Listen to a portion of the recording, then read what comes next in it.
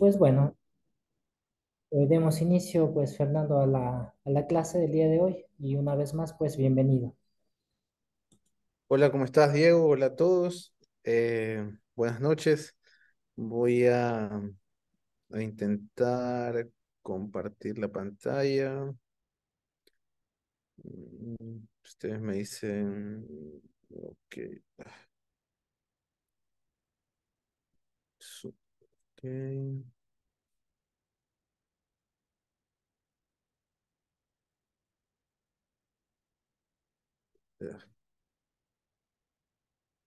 Mm,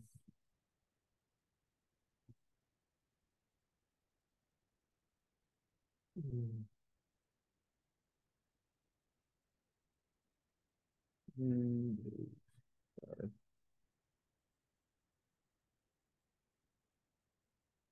No sé si ahí se puede ver. Sí, Fernando, Sí. se observa perfectamente y se te escucha bien también. Ok, listo, perfecto. Entonces voy a empezar. Otra vez, buenas noches con todos. Gracias por estar aquí. Y bueno, la clase que voy a dar hoy, de lo que vamos a conversar, igual va a ser un tema corto. He tratado de hacerlo pues, lo más resumido posible para no demorarnos mucho y ver lo más importante. Es sobre las escalas de monitorización y le puse algo más acerca de la sedación, analgesia y delirio. Esta clase tiene mucho que ver con la que ya vieron con el doctor con la del doctor Jesús Contreras, así que quizás haya cosas que por ahí se repitan, entonces vamos a tratar de hacerlo dinámico, ¿ok? Y las preguntas pues las podemos hacer, ir haciendo al final. Bueno, entonces los objetivos, ahí se me ha ido, está mal escrito objetivos. Es ver el tema de la analgesia y la sedación en el paciente que está ventilado, obviamente, porque el curso es de ventilación mecánica, las escalas de monitorización en la sedación y la analgesia y los relajantes musculares, algunas indicaciones, y topar un poco el tema del delirio, que va muy ligado a la sedación y la analgesia. No se puede desligar de este tema, así que también vamos a topar un poco de eso. Entonces, solo como una breve introducción, eh, la idea de manejar al paciente con sedación y analgesia en el ventilado principalmente es que exista una adecuada interacción entre el paciente y el ventilador, ¿no? Que no estén asincrónicos, que no estén generando, que el ventilador no termine siendo un malestar para el problema y producir lesiones inducidas por la misma ventilación. Entonces, el objetivo es que ambos estén cómodos, ¿sí? Que haya una adecuada interacción. Esto va a depender mucho de las necesidades del paciente, ¿sí? Va a requerir posiblemente pacientes que solo necesiten analgesia, que no necesiten fármacos sedantes y otros que vayan hasta la sedación profunda. Entonces va a depender mucho del tipo de paciente y la patología. No en todo se va a poder manejar igual. Existen nuevos modos ventilatorios, cada vez hay más modos que están sacando diferentes compañías para tratar de hacer más que el paciente participe en la ventilación, que se sienta más cómodo, que responda más a sus necesidades y que dependa menos de lo que uno le programe, sino que se programe como una base y de ahí el paciente, según lo que requiere, el ventilador le va dando. Esos son los nuevos modos ventilatorios. Cada vez de eso hay más, pero se va a hablar más adelante.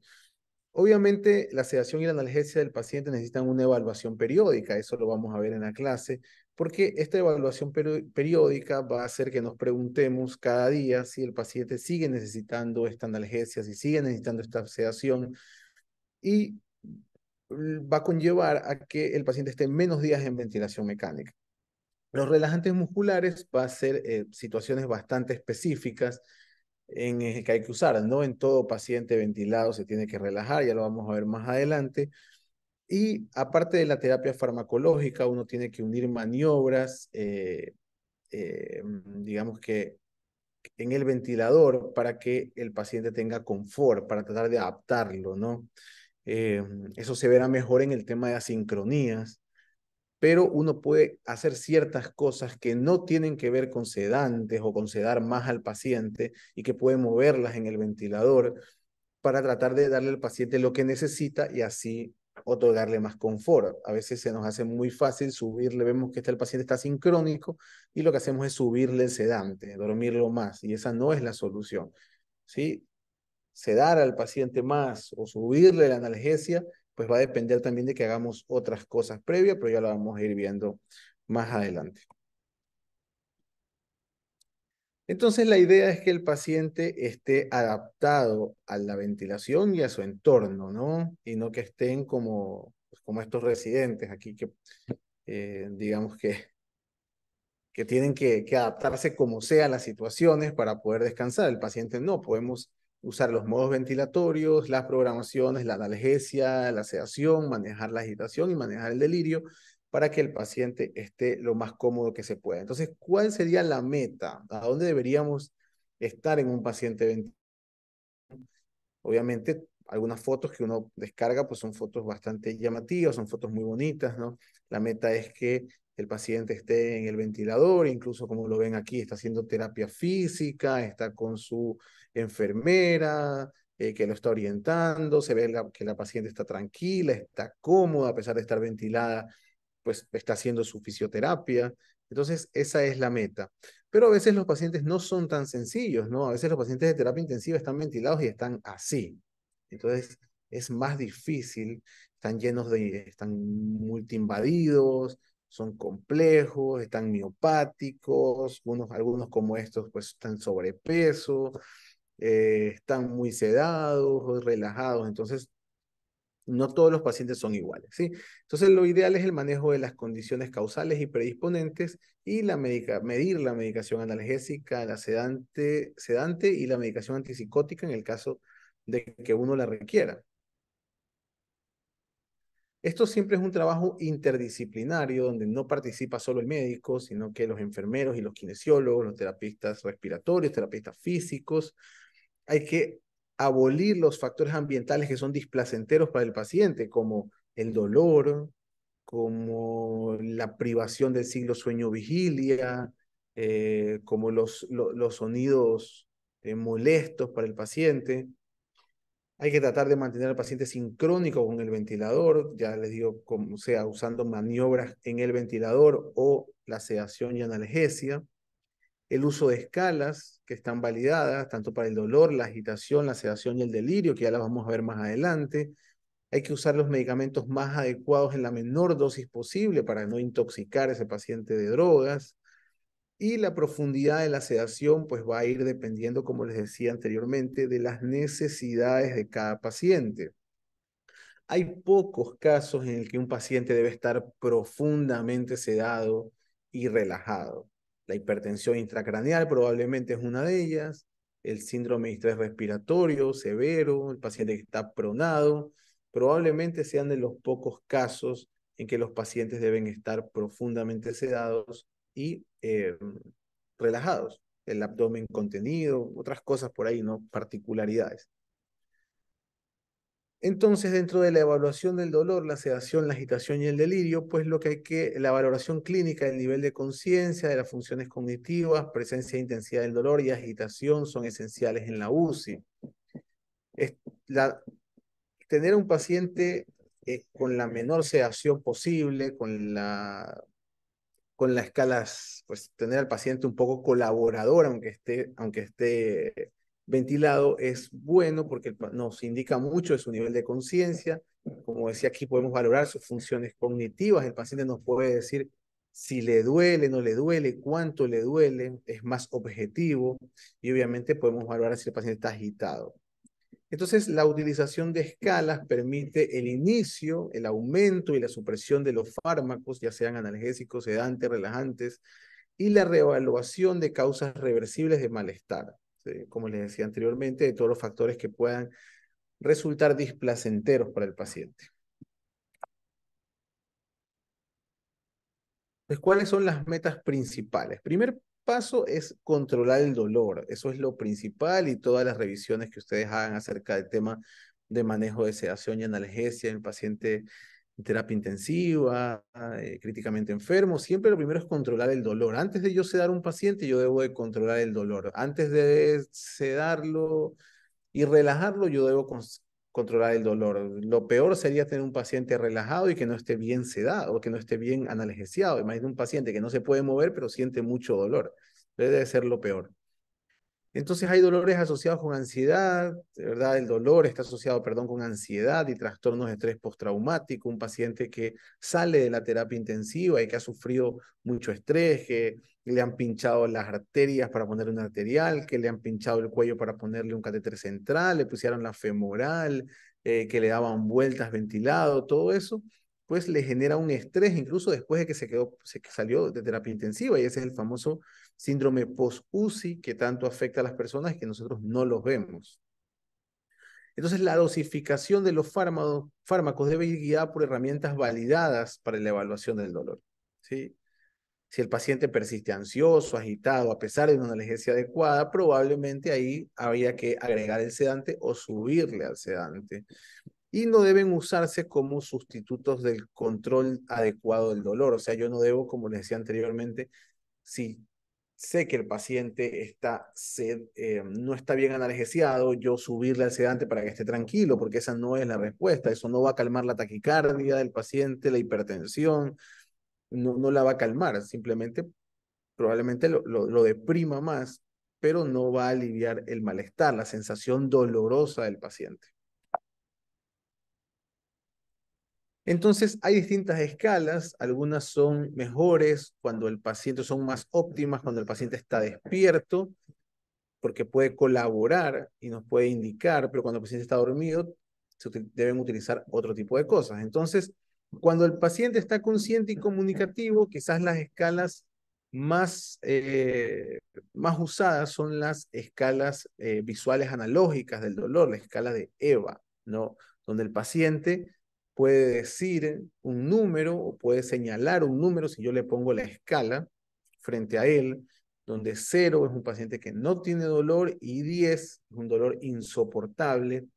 Y bueno, el paciente puede elegir entre estos extremos o también si quizás no puede eh, quizás expresarlo en el número, ¿sí? Pueda expresar la impresión facial que eso tiene, señalando también entre 0 y 2, leve, el olor, moderado e intenso, arriba de 10. Eso es cuando un paciente puede colaborar y te puede decir, sí, yo estoy en 4, en 6, le pasé un rescate analgésico, bueno, ahora cómo está, es un 2, es un 1. Entonces podemos ir también evaluando después de hacer algún rescate o tomar alguna modificación. Pero eso es cuando el paciente está despierto. ¿Ya? Si el paciente está dormido o el paciente no está comunicativo, está bajo sedación o simplemente está deteriorado, pues quizás una de las escalas que más se han reproducido, que más se utilizan es la escala SID. Es la escala que utilizamos en el lugar donde yo trabajo, que eso trata de ver a través de algunos signos sobre todo que tienen que ver con la musculatura facial, si hay tranquilidad del paciente, el tono muscular, la adaptación a la ventilación mecánica y la confortabilidad, si el paciente tiene dolor o no. Entonces va de 0 a 2. Si el paciente tiene 0, la musculatura facial está relajada, no está frunciendo el ceño, no está apretando los dientes. ¿Sí? El paciente se lo ve tranquilo, relajado, si tiene movimientos pueden ser sutiles, normales, el tono muscular es normal, no es un tono aumentado y está adaptado con la ventilación mecánica y se lo ve confortable y tranquilo. En uno puede el paciente tener algo de tensión, el ceño fruncido o hacer algún gesto de dolor con la cara. Puede tener algunos movimientos ocasionales o inquietud, como que trata de retirar el estímulo nociceptivo. Y el tono muscular va a estar aumentado, puede tener flexionadas los dedos de las manos y los dedos de los pies. En relación a la ventilación mecánica, él puede toser, ¿sí? Por ratos como que parecería molestarle, pero luego tolera la ventilación mecánica, por ahí como que se adapta, por ratos tose. Y en la confortabilidad se puede tranquilizar un poco al tacto, a la voz, fácil de distraer, pero el paciente que está con un ESID de 2 definitivamente se le ve un gesto de dolor, tiene los dientes apretados, el ceño fruncido, puede tener movimientos, muchos movimientos, la cabeza, extremidades, el paciente está rígido, lucha y está sincrónico con el ventilador, está desadaptado y es difícil de confortar al tacto o a lo que uno le habla, es difícil, sigue y persiste en los movimientos y lo que veíamos anteriormente. Entonces, esa es la escala ESID. Hay otras escalas que también se pueden utilizar cuando el paciente no está comunicativo, que son la escala como el CPOT, ¿sí? El Critical Care Pain Observation Tool, que también tiene expresión facial, como lo ven aquí, movimientos del cuerpo, tensión muscular y adaptación al ventilador, parecido al ESID que veíamos anteriormente, y la escala BPS, que gradúa algunas cosas similares como la expresión facial, los movimientos de los miembros superiores y la adaptación a la ventilación mecánica. Todo esto para pacientes que no pueden expresarse, ¿sí? En el BPS, un objetivo es tener al paciente menos de 6, ¿sí? Más de 7, más de 6, ya paciente de dolor. Más de 7, pues ya es un paciente que definitivamente no puede estar así, está haciéndose más daño que bien. No son para que las tengan en cuenta y ya va a depender de cuál es la que más se pueda reproducir, aunque son muy parecidas, cuál es la que a ustedes les gusta más para aplicarla en sus unidades. Todas están validadas, todas se usan, va a depender de la literatura que lean. La Organización Mundial de la Salud también da niveles o la famosa escalera del dolor y puntúa el dolor en pacientes de nivel 0 al nivel 5. Pero esto tiene que ver más con la medicación, de cómo él cree que si, por ejemplo, tenemos un nivel 0 de dolor, yo puedo dar como algunos coadyuvantes para tratar de disminuir esa escala dolorosa. El nivel 1 puedo dar analgésicos que no sean opiáceos como el paracetamol, puedo, dependiendo de la causa, dar algún AINE. En nivel 2 todavía puedo dar algunos opiáceos bajos, tramadol. Y ya a nivel 3 definitivamente para arriba, tengo que usar opiáceos, que son la piedra angular en el manejo del dolor en los pacientes críticos.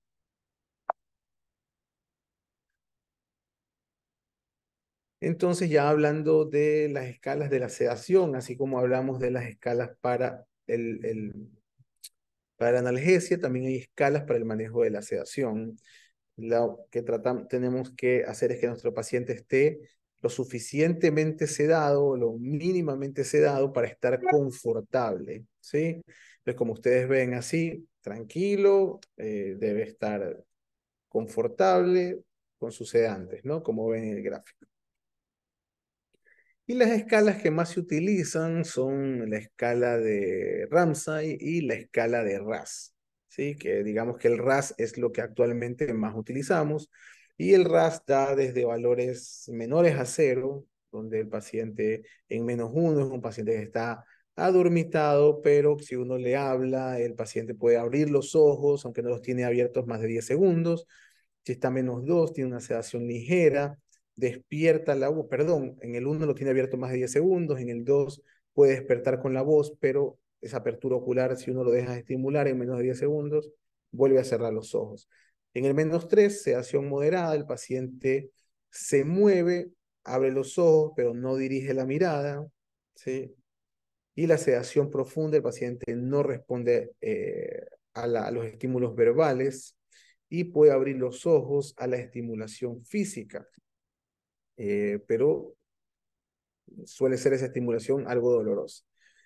Y también y tiene la -5, que es la sedación más profunda, donde el paciente no ni siquiera abre los ojos al estímulo doloroso.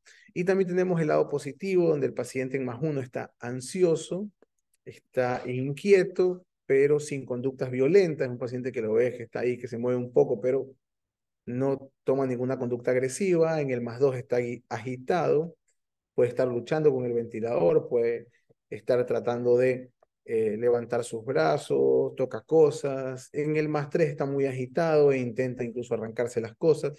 Y en el 4, combativo, ansioso y violento.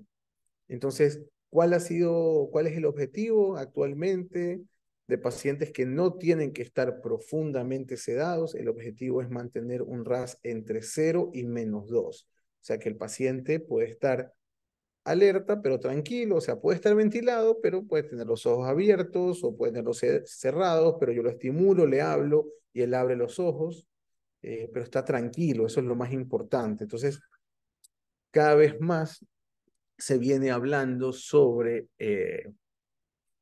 tener pacientes lo menor sedados posibles, no solo si el caso lo amerita, como algunas de las cosas que hablábamos anteriormente. Entonces, ¿cuáles son los fármacos ideales para el manejo de la sedación y la analgesia? ¿Cuál sería el fármaco ideal? El fármaco ideal, porque tenemos muchos, pero el fármaco ideal debería tener ciertas características. Debería tener un inicio rápido, o sea, que yo lo ponga y actúe enseguida, que así como actúa enseguida, controla los síntomas rápido, que tenga una acción, o sea, una vida media corta, que si yo quiero ya no depender de ese fármaco, simplemente lo suspenda y el efecto se acabe, y que no tenga efectos adversos inmediatos a largo plazo en la condición clínica o cognición del paciente. O sea, por ejemplo, que no lo ponga y me cause hipotensión, me cause bradicardia, o eso a corto plazo y a más mediano plazo, que se acumule en el tejido graso, que me cause inmunosupresión, hilio paralítico, cosas de esas, ¿no? Pero así como el hombre y la mujer ideal no existen, ese fármaco ideal tampoco existe, ¿no? Entonces tenemos que trabajar con lo que tenemos y saber las ventajas y desventajas de cada fármaco para poder utilizarlos lo mejor posible. Entonces yo no me voy a demorar tampoco tanto en esto porque sé que tuvieron una clase con el doctor Jesús, que obviamente maneja mucho más el tema. Pero solo para repasar, en el tema de la analgesia, los opiáceos son la columna vertebral. ¿Sí? Difícil que un paciente que está en cuidados intensivos y que esté intubado no esté con opiáceos, porque son la piedra angular en el manejo del dolor del paciente crítico. Entre ellos el fentanil, la morfina y últimamente el remifentanil, que cada vez viene ganando más campo, ¿verdad? Van a depender factores del paciente, el que yo quiera usar, el perfil farmacocinético, el costo y la disponibilidad de la institución. No, no todo el mundo tiene remifentanil para poner. A veces si el paciente va a estar mucho tiempo sedado o va a requerir mucho tiempo el fármaco, pues yo no elegiría el remifentanil, por ahí iría por fentanil o la morfina. Dosificación intermitente, quiere decir que yo le vaya boleando con el fármaco o que lo necesite en infusión continua, pues va a depender de las necesidades de ese paciente. Eso hay que independizarlo. Hay que considerar comenzar con dosis intermitentes y si no funciona eso, puedo escalar a la infusión continua. Es importante saber que yo puedo dar dosis de rescate antes de procedimientos dolorosos. Por ejemplo, si yo le voy a hacer una toracocentesis a un paciente porque tiene un derrame pleural, está intubado, lo más lógico sería que yo le dé un rescate de analgésico antes de hacer el procedimiento. Si yo lo voy a cambiar un catéter central, si yo lo voy a movilizar, si le voy a hacer una paracentesis, ese paciente yo tengo que darle un rescate analgésico, explicarle si está despierto, ¿sí? Si lo tengo en un RAS de 0 - 2, o lo tengo en 0, explicarle lo que le voy a hacer, darle un rescate analgésico y después hacer el procedimiento, ¿sí? Y obviamente evaluar después del procedimiento si el paciente no queda con dolor y reducir los requerimientos de opiáceos utilizando fármacos coadyuvantes, ¿no? Si el paciente es muy difícil control y yo necesito subir la dosis de opiáceos, probablemente debería agregarle otra cosa para que no se me acumulen los opiáceos, usar altas dosis. Y ahí está el paracetamol, la ketamina, la gabapentina, la pregabalina, carbamazepina, ¿no? Cualquiera de esos dependiendo de, el factor del paciente. Y la anestesia regional también es importante, pero es algo que nos olvidamos porque por lo general lo hace un equipo de anestesiología, de especialistas en terapia del dolor, pacientes con trauma de tórax, tórax inestable, grandes cirugías abdominales, pueden beneficiarse de anestesias regionales, de bloqueos, eh, de colocar infusiones de catéteres peridurales. Entonces, a veces se nos pasa un poco, pero sí se pueden beneficiar y así disminuimos el requerimiento de sedantes intravenosos, de analgésicos intravenosos. Estos son algunos de los que tenemos: fentanil, morfina, remifentanil, hidromorfona, que aquí la verdad que yo no la he visto, pero el que más utilizamos es el fentanil. Y cada vez, dependiendo del caso, estamos también utilizando mucho el remifentanil. Creemos que es un buen medicamento, que tiene un buen perfil farmacocinético, es muy noble, pero depende de las características de cada paciente y no todo el mundo lo tiene. Y en el tema de la sedación, pues como les decía anteriormente, las necesidades de los pacientes van a variar, de pacientes que no necesitan sedantes hasta pacientes que tienen que estar profundamente sedados. Ajá. Entonces hay que basarse en puntuajes validados de evaluación de sedación dirigidos a un nivel. Como les decía, cada vez todo se inclina más a que los pacientes no tienen que estar profundamente sedados aunque estén ventilados, sino que estén en un RAS ideal entre 0 y -2.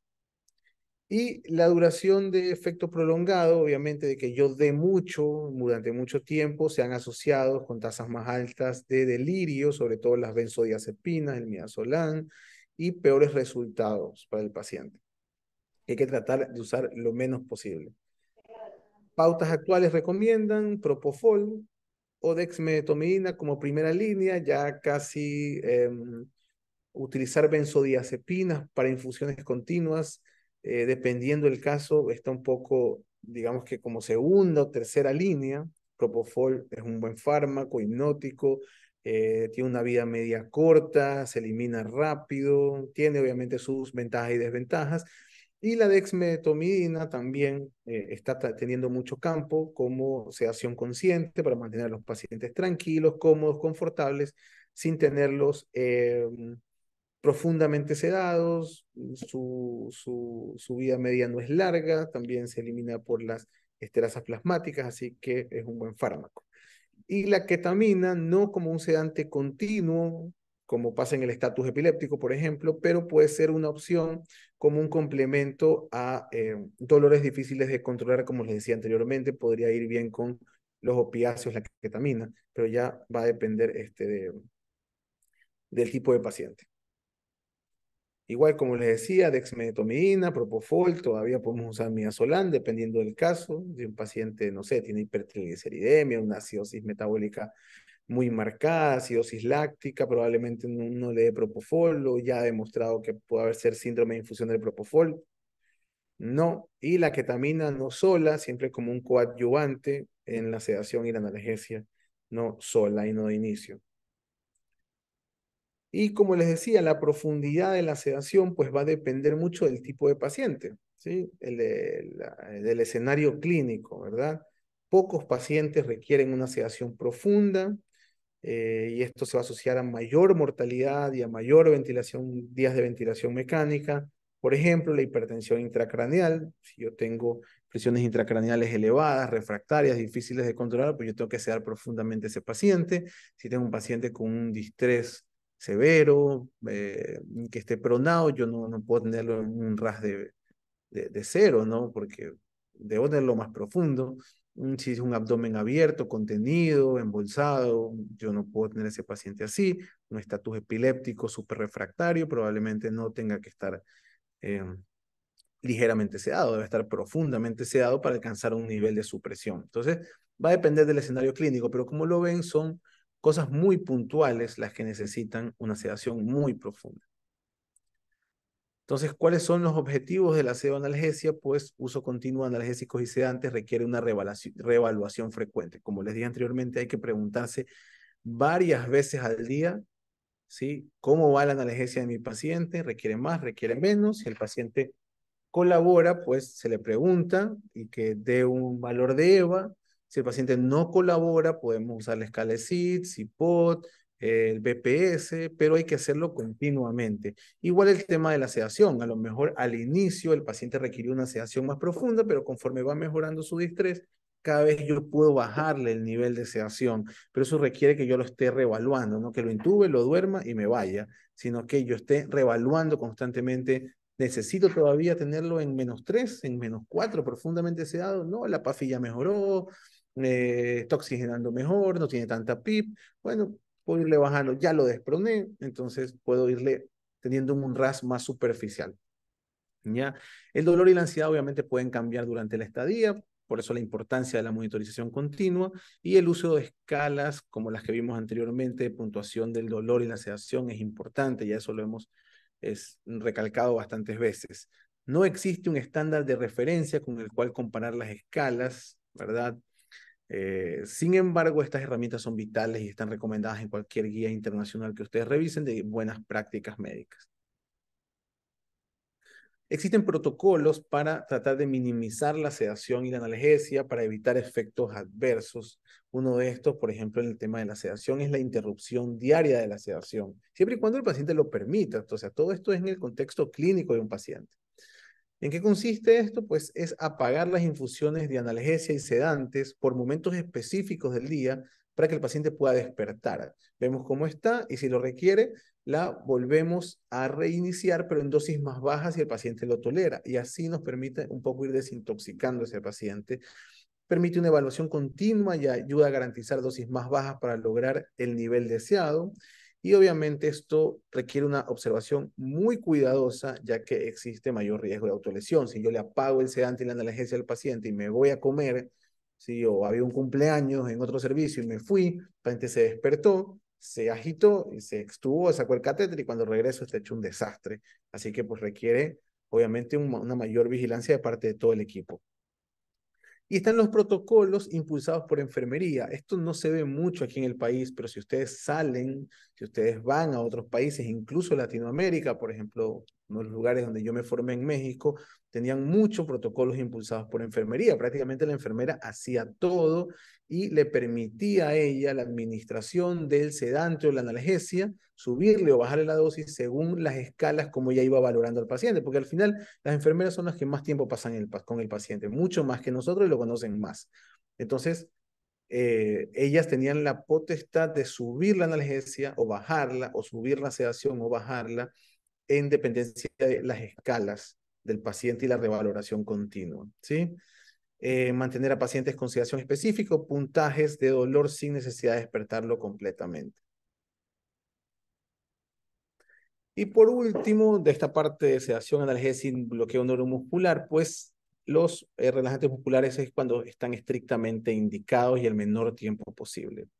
Existen dos tipos de indicaciones y unas características del paciente y situación respiratoria hacen imposible la adaptación al modo ventilatorio. O sea, el paciente ya está bien analgesiado, yo sé que tiene buena analgesia, no le duele, ya he hecho todo por adaptarlo, ya le he bajado el volumen tidal, se lo he subido, le he aumentado el tiempo inspiratorio, le permito que exhale, eh, ya he hecho todo, lo he sedado, pero aún así el paciente está muy desadaptado. Entonces ahí es una indicación de relajarlo.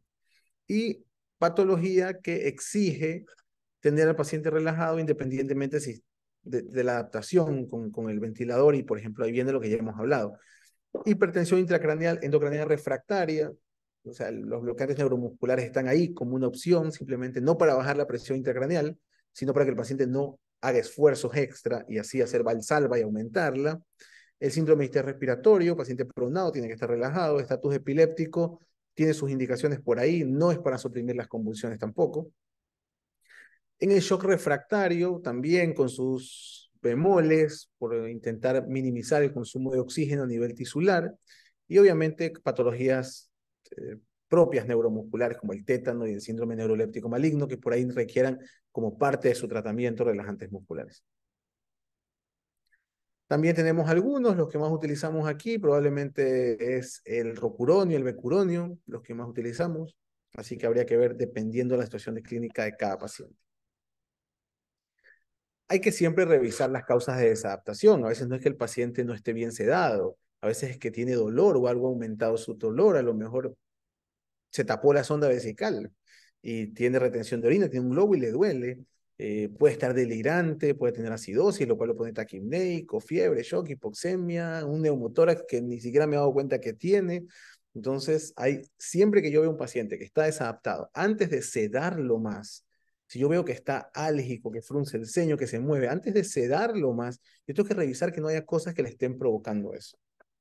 Si se descartaron todas las causas de desadaptación o se las corrigió, pues entonces ahí yo evalúo el hecho de subirle el sedante o subirle el analgésico, ¿sí? O puedo dar dosis de rescate. Y si persiste todo lo anteriormente hablado, como ya lo habíamos dicho, pues ahí yo puedo utilizar bloqueantes neuromusculares en la menor dosis posible. Puedo ver si le doy bolos relajantes hasta que se resuelva la causa o lo uso en infusión continua, depende del paciente. Y ya para terminar un poco hablando del delirio, ¿sí? ¿ok? Que el delirio se considera como la alteración de conciencia con inatención, acompañado de alteración cognitiva y o percepción que se desarrolla en un corto periodo de tiempo, horas o días, y fluctúan con el tiempo. Este conlleva alteraciones de la memoria, desorientación, agitación, habla confusa. Hay alteraciones de la percepción, como alucinaciones, ilusiones y delusiones, y se ve muchísimo en los pacientes en UCI. Se dice, la literatura dice que al menos el 80% de todos los pacientes que ingresan a UCI, el 80% al menos va a tener un episodio de delirio. Esto está más que probado que el delirio aumenta la estancia hospitalaria, aumenta la estancia en UCI, aumenta la mortalidad. Eso está más que claro y hay mucha literatura con mucho poder de la evidencia que lo avala. Así que definitivamente eso hay que prevenirlo y tratarlo si aparece. Hay dos tipos de delirio, el hipoactivo, ¿sí? Se ve hasta un 24% de los pacientes, aunque es muy subdiagnosticado, ¿sí? Porque no es ese paciente que se pone como loco, ¿sí? Que tira las cosas, sino que más bien un paciente que tú ves que no despierta bien, que siempre está somnoliento, que habla lento, que habla confuso, eh, que no entiende las órdenes que se le dan, entonces a veces es subdiagnosticado. ¿Sí? Este tiene peor pronóstico porque es subdiagnosticado, entonces no lo tratamos. Aumenta la mortalidad y la estancia hospitalaria y el 30% son delirios hiperactivos, ¿no? Paciente agitado, agresivo, llora, grita, se ríe, pero está muy, muy agitado, ¿no? Obviamente esto tiene otras complicaciones, que es que el paciente se pueda retirar los catéteres, las sondas, los tubos de tórax o que se extube en el peor de los casos, ¿no? Entonces todas estas cosas hay que prevenirlas, sobre todo es importante prevenirlas porque el delirio hay que prevenirlo y si aparece, pues a pesar de la prevención, tratarlo. ¿Cómo yo puedo evaluar a un paciente que tiende a decir si tiene delirio o no? Porque hay pacientes que pueden estar agitados porque les duele algo y no necesariamente están delirando. Entonces, para eso está la escala que se conoce como CAM-IQ, que es el delirio en UCI, para ver si los pacientes tienen delirio en UCI. Una escala que va haciendo algunas preguntas y según cómo el paciente vaya respondiendo, pues se lo puede catalogar como si tiene delirio o no. Entonces, lo primero es ver si hay cambios bruscos o fluctuantes del estado mental, ¿sí? El paciente ayer no estaba así, hoy sí, hoy está más agitado, ayer no estaba así, o me está hablando confuso, o hace unas horas no lo hacía, entonces, tiene que ser fluctuante, eso es lo principal. Entonces, ¿hay algún cambio brusco respecto al estado mental? Si no lo hay, pues el cambio IQ de entrada ya es negativo, porque ese estado que tenía ya lo viene manteniendo hace algún tiempo y no es algo agudo. Si ha cambiado el estado mental durante las últimas 24 horas, pues sí. Entonces, paso a la siguiente parte. Primero, evalúo la inatención. ¿Cómo yo le evalúo? Le pido ciertas cosas. Esto sí, el paciente obviamente está despierto, ¿no? Si está profundamente sedado, yo no puedo diagnosticar el delirio. Entonces, yo le digo al paciente, le doy ciertas indicaciones. Ustedes pueden adaptarlo como mejor entiendan esta parte o variar un poco según también el nivel educacional de los pacientes. Pero bueno, yo le digo al paciente, apriéteme la mano cuando yo diga la letra A. Primero hay que estar seguro que el paciente entendió lo que le estoy diciendo que haga, porque si yo no entiendo lo que me están pidiendo, no lo voy a hacer y no me van a catalogar como que tengo delirio. Entonces ahí le empiezas a decir varias letras, ¿no? S, A, y cuando tú dices A, entonces él aprieta la mano, ¿sí? Y puedes emplear dibujos también, por eso le digo, si el paciente tiene un nivel educacional bajo, por ahí es iletrado, lo que sea, alfabeto, le puedes enseñar dibujos, ¿no? Entonces tú le enseñas y le dices, cuando usted vea este de aquí, que yo se lo muestre, usted me aprieta la mano, entonces, aprieta la mano. Si el paciente comete entre 0 y 2 errores, ¿sí? Pues el CAMICU es negativo. Pero si el paciente comete más de 2 errores, quiere decir que más de 2 veces que yo mencioné la letra A, el paciente no me apretó la mano, yo paso al siguiente punto, que es la alteración del nivel de conciencia, y ahí veo la escala de RAS. ¿Sí? Si tiene un RAS diferente de 0, pues el CAMICU es positivo. Si tiene un RAS igual a 0, hay que valorar el pensamiento desorganizado. Entonces ahí le hago unas preguntas, aquí te dan algunos ejemplos. Por ejemplo, ¿podría una piedra flotar en el agua? El paciente dice sí. ¿Existen los peces del mar? El paciente te dice no. Pesa más 1 libra que 2 libras, se equivoca. ¿Sí? Entonces son preguntas como de razonamiento. Si el paciente comete menos de un error, entre 0 y un error, el Kamiku es negativo. Si comete más de un error, pues el Kamiku es positivo. Parece como un poco tedioso, pero si ustedes lo ponen en práctica, se hace muy rápido. Toma 5 minutos hacer esto al paciente. Ahora que lo repasamos, un poco tedioso, pero se hace muy rápido. En realidad puedo hacer varias veces al día. Y hay algunas escalas como el CAM IQ-7, ¿sí? El IQ-7, que miden, lo que miden es la gravedad del delirio, ¿sí? También miden la fluctuación del estado mental, la inatención, pero acá le dan más puntajes, ¿se acuerdan de la inatención, de la letra A, que apriete la mano? ¿Sí? Los niveles de conciencia, que si estaba diferente a RAS de 0 o un RAS igual a 0, también lo mide acá, y el pensamiento desorganizado también, pero es el mismo Kamiku, lo que pasa es que acá le da otro tipo de puntuación y digamos que le da una gravedad al paciente, ¿no? Si el, dependiendo del puntaje, pues tiene delirio, pero el delirio es más grave o menos grave.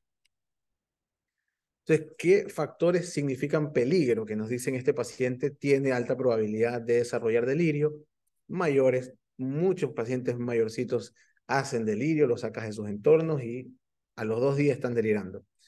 Si el paciente viene de un asilo o una residencia, pues sobre todo porque tienen rutinas, si el paciente tiene un accidente cerebrovascular previo, si tiene algún consumo de drogas, tabaco, alcohol, o algún otro tipo de droga, porque mientras esté ahí no la va a consumir, entonces esos síndromes de abstinencia promueven el delirio. Un paciente que tiene una neuroinfección probablemente haga un delirio, alteraciones metabólicas también conllevan, insuficiencia renal, hepática, cardíaca y el uso de benzodiazepinas es súper importante porque es la droga en UCI que más se ha asociado al desarrollo de delirio, así que hay que tratar de usar lo menos posible. Ya si el paciente está diagnosticado con un delirio, como yo lo tengo que tratar, pues lo más frecuente es el uso de antipsicóticos como la quetiapina, como la risperidona o lanzapina. Eh, Puedo utilizar también en algunos casos el ácido valproico, está descrito también, trazodona para favorecer el sueño y la dexmedetomidina que cada vez se utiliza más. Cada vez se utiliza más como un medicamento de primera elección para el delirio. El haloperidol, que es frecuentemente usado, no está indicado en las guías más recientes y no tan recientes para el tratamiento del delirio. Se ve que está asociado a peores resultados, sobre todo en pacientes añosos. Así que traten de no usar haloperidol. Y bueno, esto no es una guía, es más bien algo que hice hace algún tiempo cuando estábamos hablando con nuestro equipo de UCI, estábamos hablando un poco del delirio.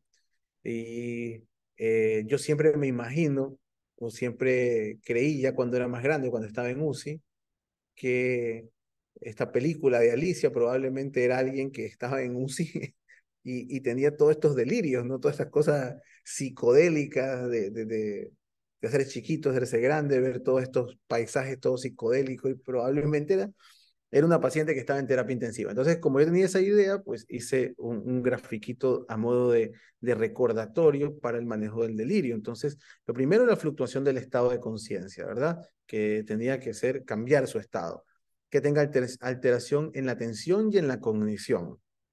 ¿Sí? Entonces, se dice que aumenta la estancia hospitalaria en el hospital, ¿verdad? En UCI, la mortalidad y los costos. La literatura dice que por cada episodio de delirio aumenta 2,7 días el tiempo de estancia hospitalaria. O sea, cada vez que yo tengo delirio me quedo casi 3 días más en el hospital de lo que debía haber salido. Factores de riesgo, ya lo veíamos, más viejitos, muchas comorbilidades, si está inmovilizado, si está en ventilación mecánica y si tiene una alteración neurológica previa, como les decía, del ACV isquémico. ¿Cómo yo puedo predecirlo? Con herramientas, ¿cómo yo puedo, perdón, cómo puedo diagnosticarlo? El CAMICU es el más frecuente y el más fácil de hacer. Hay otras escalas como el ICDS que también se utilizan. Y para predicción puedo utilizar el Predeliric, que también no se utiliza mucho, pero está descrito. Y para ver la severidad, el que veíamos anteriormente, que es el CAMICU 7. No hay ninguna evidencia de uso de imágenes, no porque le hagan una resonancia magnética, voy a darme cuenta si está delirando, o hay una imagen patognomónica, igual que el electroencefalograma. A veces uno puede hacer pronósticos con el electro, pero no diagnósticos de delirio. Y las guías PADIS actualmente no hay una evidencia de profilaxis farmacológica, o sea, darle a un paciente risperidona o darle quetiapina profilácticamente para que no le aparezca el delirio, no está demostrado y más bien hace daño. En contra del haloperidol, pero si ya tengo que tratar, dexmedetomidina, risperidona, se han asociado mejores resultados. Eh, como les decía, antipsicóticos, dosis bajas, las necesarias, no haloperidol y no estatinas tampoco. Hace algún tiempo salió en algunas literaturas que hablaban del uso de estatinas para el tratamiento del delirio, pero en realidad no está demostrado. Y el tratamiento no farmacológico parece algo menor, pero en realidad es muy importante. Hay que reorientar al paciente, hay que decirle todos los días dónde está, qué hora es, qué día es. Hay que estimularlo cognitivamente, lectura, música, relojes, audífonos, porque siempre hacemos mucha bulla en UCI, el paciente no puede dormir, gafas para que no le afecten las luces de la UCI, promover el sueño. Control del dolor, es el dolor quizás una de las cosas que más se asocian al delirio, y la sedación obviamente necesaria, como les decía, entre C, -2, 0, máximo +1. Uso de propofol y dexmedetomidina antes que benzodiazepinas para evitar el delirio y mucho soporte familiar. Cada vez las UCI de puertas abiertas, las UCIs humanizadas, es a lo que aspiramos, ¿no? Promover el sueño, evitar el ruido, la luz nocturna, el dolor, la incomodidad, procedimientos invasivos. Cada vez vamos a estar, como les decía, UCIs humanizadas, donde se da masaje a los pacientes, musicoterapia. Hay que hacerle sus actividades según el ciclo circadiano. Yo no le puedo pedir a un paciente que haga fisioterapia a las 2 de la mañana. Entonces tengo que hacérsela temprano y dejarle dormir en la noche, tratar de evitar el ruido e informar al paciente si está despierto sobre su enfermedad y procedimientos que se van a realizar. Como le decía anteriormente, si un paciente está despierto y yo le voy a hacer un procedimiento, tengo que explicarle a ese paciente lo que le voy a hacer. No porque esté intubado, yo soy el dueño del paciente y hago lo que quiero. Tengo que explicarle, decirle lo que le voy a hacer, analgesiarlo un poco más y luego hacerle el procedimiento. ¿Sí? Cada vez caminamos más hacia los proyectos de humanización de los cuidados intensivos. Y bueno, no quería hacer muy larga la charla. Eh, Así que les agradezco mucho por la atención, siempre los felicito por el interés que tienen en participar en estos cursos. Eh, y bueno, espero que les haya sido de provecho. Sé que en algunas cosas no las he tocado a profundidad, pero sé que tuvieron una charla de sedación y analgesia con el doctor Jesús, que maneja mucho más el tema que yo, así que no quise ahondar en temas que ya vieron. Pero si tienen alguna pregunta o alguna duda, pues estaré gustoso de intentar responderla. Y bueno, ahí les dejo también mis contactos. Si tienen algún caso, como les dije anteriormente, duda, igual pueden ponerlo en el chat o si, como ustedes deseen, ¿no? Así que escucho, si hay alguna pregunta, alguna duda, estoy dispuesto a tratar de responderlo. Fernando, ¿cómo vas? Muchas gracias por tu intervención. En realidad, bueno, sabes que con el tema de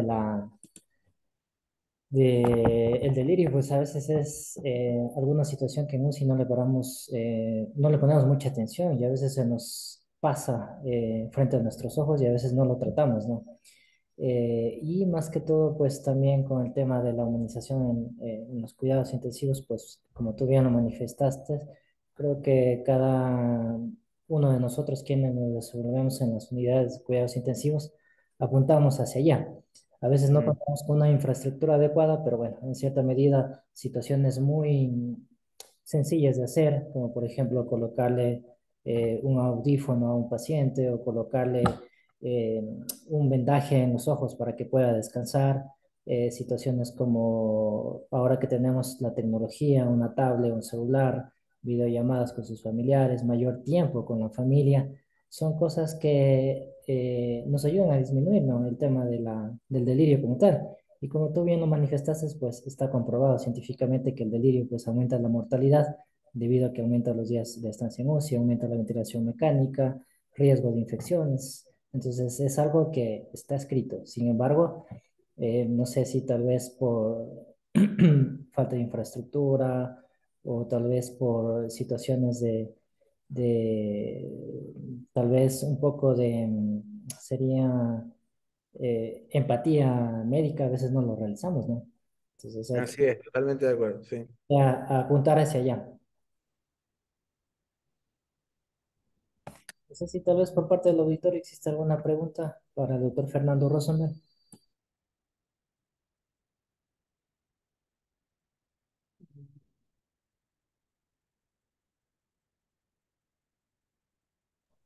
Bueno, Fernando, me parece que no hay ninguna inquietud. Una vez más, pues agradecido, hermano, contigo y nos estaremos viendo en las próximas semanas con nuevas ponencias.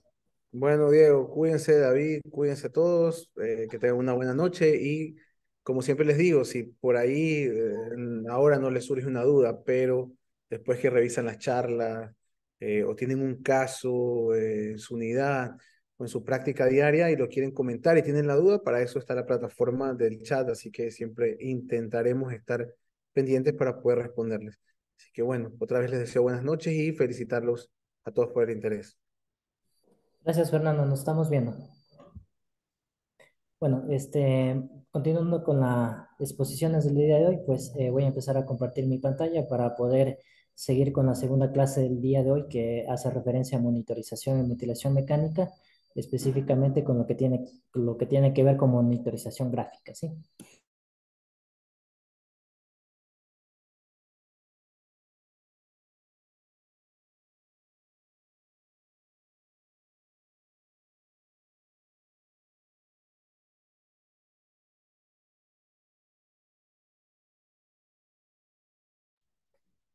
Bueno, arrancamos. Entonces, vamos a hablar o vamos a seguir con esta secuencia de monitorización y ventilación mecánica.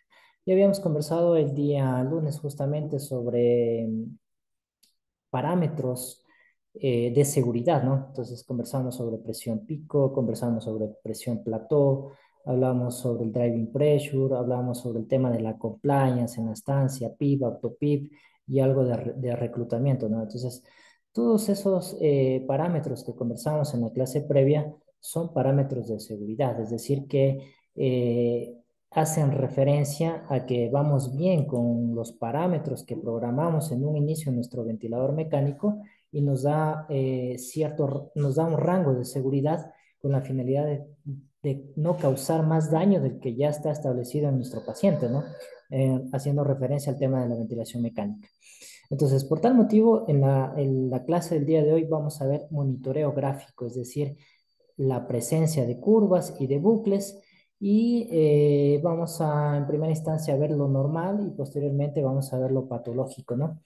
Muchas de las veces la cuestión gráfica es mucho más visual, nos llena más y a pesar de todo esto, pues vamos a poder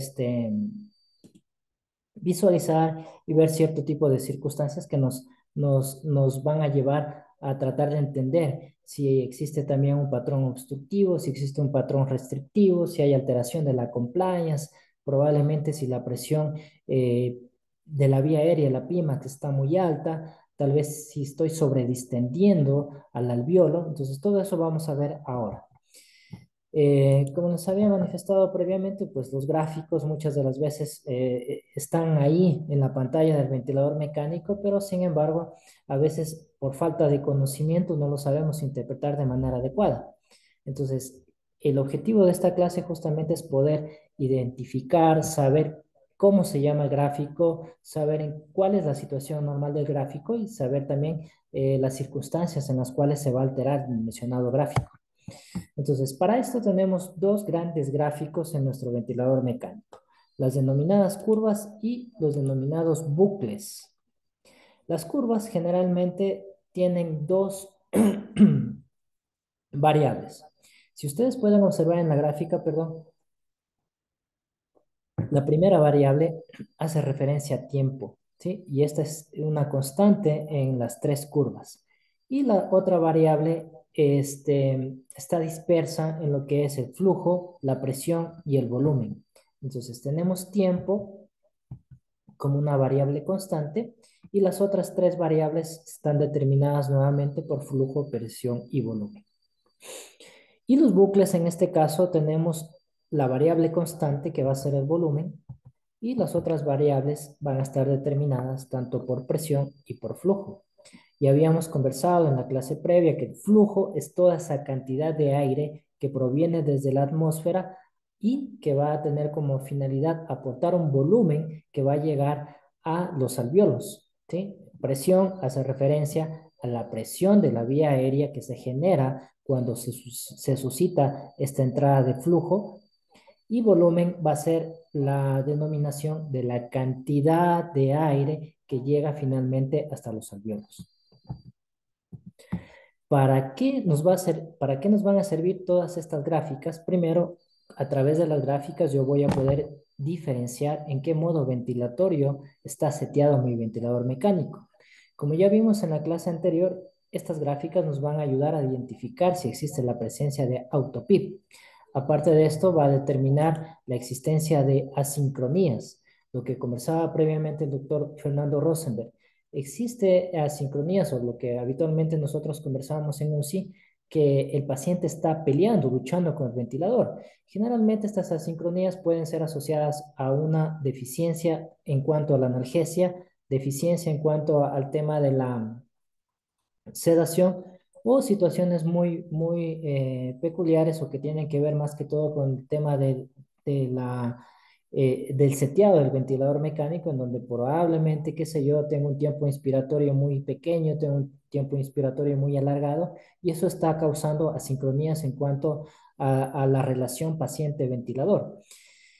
A través de estos gráficos también vamos a poder medir el trabajo respiratorio que tiene nuestro paciente. Como les había manifestado, evalúa el tiempo inspiratorio seteado en el ventilador. Podemos ajustar también el volumen corriente con la finalidad de poder, o podemos observar en las gráficas si existe una sobredistensión alveolar. Situaciones que causan sobredistensión alveolar: un volumen tidal o corriente muy exagerado, muy alto. Esto va a causar sobredistensión alveolar, y eso va a dar como consecuencia, si no corregimos a tiempo, pues puede provocar un atelectrauma, barotrauma, etcétera, etcétera. Además, las curvas nos van a ayudar a detectar un mal funcionamiento del equipo, que en este caso puede que no esté ciclando de manera adecuada. Además, vamos a poder detectar la presencia de fugas, qué sé yo, se desconectó el paciente de la ventilación mecánica, es decir, que algún circuito se desconectó, probablemente existe una fuga porque el tubo orotraqueal está desinflado. Todo esto nos podemos visualizar a través de las curvas. Y además también la presencia de obstrucción, que en este caso puede ser por secreciones a nivel de la vía aérea, también podemos visualizarlo en las curvas. Por tal razón, como les había manifestado previamente, tenemos dos variables en cada curva.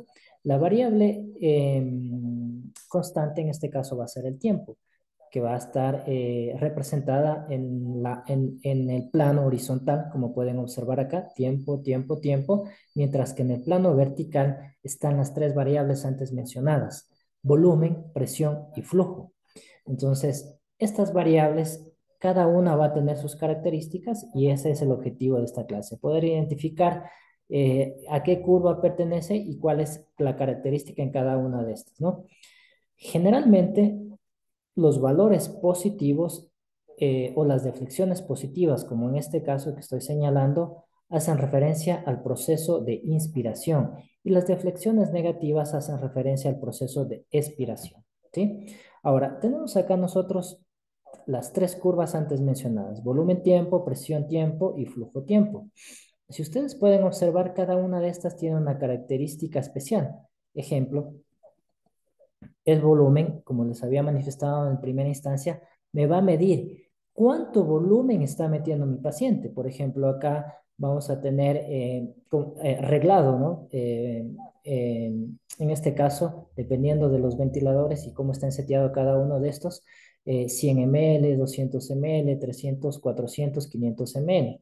Quiere decir que, por ejemplo, si yo a un paciente le coloco un volumen tidal de 480, lo máximo, o la meseta que en este caso se va a producir acá en esta curva, me va a dar como resultado 480. Obviamente dependiendo del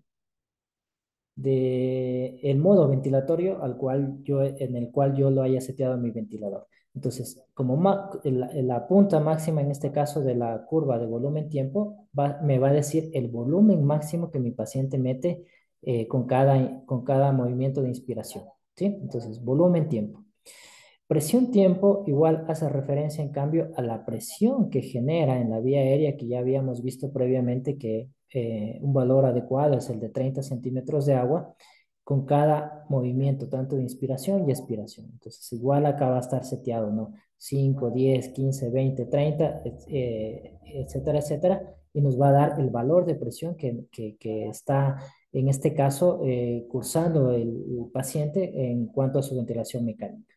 Y la curva de flujo, de igual manera, me va a dar el flujo que está metiendo mi paciente en cuanto con cada movimiento, tanto inspiratorio y expiratorio. Si ustedes observan, existe una diferencia entre cada una de estas, pero la principal diferencia es la curva de flujo-tiempo. Si ustedes pueden observar, tanto en la curva de volumen-tiempo y la curva de presión-tiempo, se caracteriza porque solo existen deflexiones positivas, a diferencia de la curva de flujo-tiempo, en donde existen deflexiones tanto positivas como negativas. En este caso, la curva de flujo-tiempo, la deflexión positiva hace referencia a la inspiración, la deflexión negativa hace referencia a la expiración. En este caso, la curva de volumen, inspiración, en la curva acelerante o decreciente, y expiración en la curva que hace referencia a la desaceleración, ¿sí? De igual manera en el tema de la presión. Entonces, ahora vamos a observar en este pequeño video lo que les manifestaba previamente. Y tenemos acá una curva de presión-tiempo, ¿sí? Que la podemos observar acá, en donde, por ejemplo, tenemos una gráfica creciente, perdón, ¿sí? Que hace referencia a la inspiración y cuando se produce la desaceleración, pues hace referencia a la expiración. Entonces, esto es perdón, presión-tiempo, como les había manifestado previamente. Acá lo que me setea es la presión. Entonces, yo tengo acá seteado 10 centímetros de agua, 20 centímetros de agua, 30 centímetros de agua, 40 centímetros de agua. Entonces, generalmente, esta de acá, como habíamos visto en la clase anterior, yo puedo medir la pico o la Pimax sencillamente colocando mi cursor aquí al final de la inspiración, y con esto me genera, mejor dicho, el número de la presión pico que tengo. Si vemos en este caso, más o menos está casi llegando a 20 centímetros de agua, puede ser un 18, 19, que concuerda con la presión pico que me da en este caso el respirador. Entonces, esta es una curva de presión tiempo. Ahora, si ustedes pueden observar con detenimiento, la curva de presión tiempo no empieza desde cero, es decir, no empieza desde la línea base. ¿Por qué razón?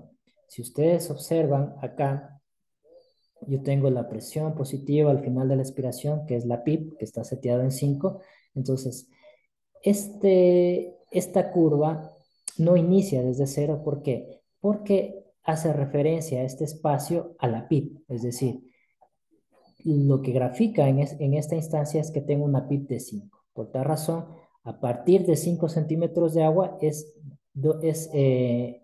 en donde se inicia a dibujar la curva, ¿sí? Si yo pusiera una PIP más alta, como por ejemplo van a ver en este video, que de presión de 5 lo voy a subir a presión de 10, va a haber un cambio en cuanto al espacio que tenemos desde la línea base, ¿sí? Colocamos presión de 10 y miren el cambio que se produce. Esta PIP, como subió 5 centímetros de agua, se grafica en la curva y prácticamente empieza aquí, justamente como ustedes pueden observar, en 10 centímetros de agua. Pero es por la PIP que yo le estoy colocando a mi paciente. Entonces, curva de presión-tiempo, nuevamente, generalmente no inicia desde su línea base, debido a la PIP que está colocada seteada en el ventilador mecánico, y generalmente pues me mide la presión que yo tengo a nivel de la vía aérea, PIP o Pimax. La siguiente curva es una curva de flujo-tiempo, ¿no? Como lo habíamos manifestado, es la única curva entre estas tres que tiene una deflexión tanto positiva y una deflexión negativa. La deflexión positiva hace referencia a la inspiración y la deflexión negativa hace referencia a la expiración. Obviamente, esto de aquí también depende de los modos ventilatorios. Luego de un instante nos vamos a unir al simulador para poder ver qué características tiene tanto en volumen control como en presión control, ¿sí? Pero, nuevamente, la característica principal de la curva de flujo-tiempo es porque tiene tanto deflexión positiva como deflexión negativa, cosa que no ocurre en la curva presión-tiempo y cosa que no ocurre en la curva de volumen-tiempo. Y finalmente tenemos la curva de volumen-tiempo, en donde prácticamente se simula una pirámide, dependiendo del modo ventilatorio en el cual esté seteado el ventilador mecánico. Entonces tenemos la inspiración, que vendría a ser la curva creciente, y la curva decreciente hace referencia a la expiración. Acá, como les había manifestado previamente, pues lo que me dice en este caso es que está metiendo aproximadamente 420 ml de volumen tidal o corriente, porque prácticamente la parte superior es en donde yo tengo que visualizar cuántos ml en este caso está metiendo mi paciente, que concuerda prácticamente con lo que está manifestándome en el parámetro de monitorización, que es 417 ml. Entonces tenemos tres curvas normalmente: presión, tiempo, flujo, tiempo y volumen, tiempo. Estas son las tres curvas que principalmente nosotros tenemos que visualizar, con cada una de las características que acabamos de mencionar previamente.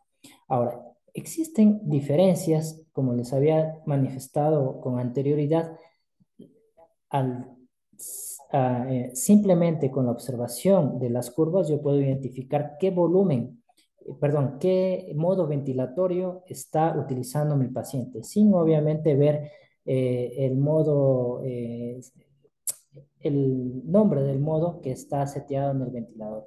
Ejemplo, la curva flujo-tiempo que acabamos de observar previamente, en el modo volumen prácticamente es constante, como ustedes pueden observar acá. ¿Por qué razón?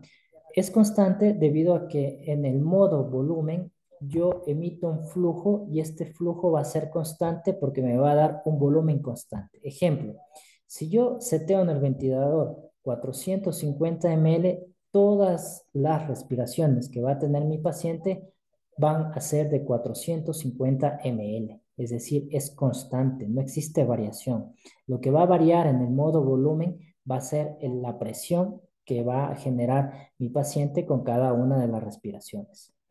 Si yo voy al modo controlado por presión, en cambio el flujo no es constante, como ustedes pueden observar, y en este caso vamos a tener que en el modo controlado por presión, la curva flujo-tiempo va a tener una curva decreciente, como ustedes pueden observar acá. ¿Por qué razón? Porque la presión en este modo ventilatorio va a ser constante, pero el flujo y el volumen van a variar. Es decir, si yo pongo una presión inspiratoria a mi paciente, qué sé yo, de 12 o 14, el flujo va a variar. Puede que me dé 450 ml en una respiración, puede que me dé 420 ml en otra respiración, y así va a variar, ¿sí? Entonces, por esa razón, en este caso, el flujo no es constante, como veíamos acá en el modo controlado por volumen, y por esa razón dibuja una curva decreciente.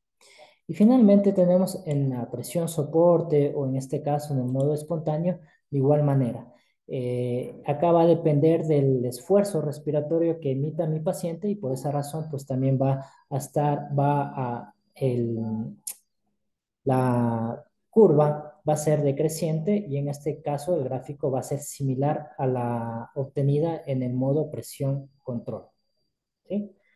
En cuanto al tema de la curva de volumen tiempo, en este caso, cuando emitimos o cuando seteamos el modo volumen controlado, si ustedes pueden observar, el gráfico simula a una pirámide, ¿sí? Es totalmente creciente y es recta, mientras que la expiración de igual manera va a ser decreciente y en la mayoría de casos va a ser recta, es decir, simula a una pirámide, ¿sí? En cuanto a cuando seteamos nosotros, en este caso, un modo controlado por presión, en cambio, la inspiración, como ustedes pueden observar, a diferencia del modo controlado por volumen, va a ser un poco circular, sinusoide, ¿sí? Como pueden observar en la gráfica, al igual que sucede en la ventilación espontánea, también es sinusoide, ¿sí? Entonces serían dos diferencias entre el modo volumen controlado y el modo presión controlado y la presión soporte o modo espontáneo. Entonces, en el volumen controlado generalmente la línea no tiene, es recta, ¿sí? Creciente, y en el modo controlado por presión y en el modo espontáneo generalmente es sinusoidal, algo redondeada, si queremos entenderlo de esa manera. En el modo presión tiempo, como les había manifestado anteriormente en el modo controlado por volumen, en este caso la presión es variable, ¿sí? Entonces, la presión va a variar y por eso esta curva va a ser creciente y no va a ser permanente o fija, ¿sí? Entonces, tenemos una curva cuadrada creciente. A diferencia del modo controlado por presión, en donde seteamos, por ejemplo, lo que les explicaba previamente, una presión inspiratoria de 12 o 14, todas las respiraciones siempre van a tener esa presión, 12, 12, 12. Por tal razón, la curva presión-tiempo o la presión que va a generar en cada respiración va a ser constante. 12, 12, 12, en el ejemplo que les acabo de mencionar. En este caso, esta curva en esta gráfica es de 20. Entonces, todas las respiraciones me van a dar 20, 20, 20 centímetros de agua como presión inspiratoria. Entonces, es constante. Y eso sucede en el modo controlado por presión. ¿Por qué? Porque yo seteo en mi ventilador mecánico una presión y esa presión va a generarse en todas las respiraciones. A diferencia del modo volumen control, en donde, como les había explicado previamente, lo constante va a ser el volumen. Sin embargo, la presión es variable. Por tal razón, en cada respiración va a variar. Y por eso es esta razón en la cual la curva va a tener una situación acelerante y no va a ser constante.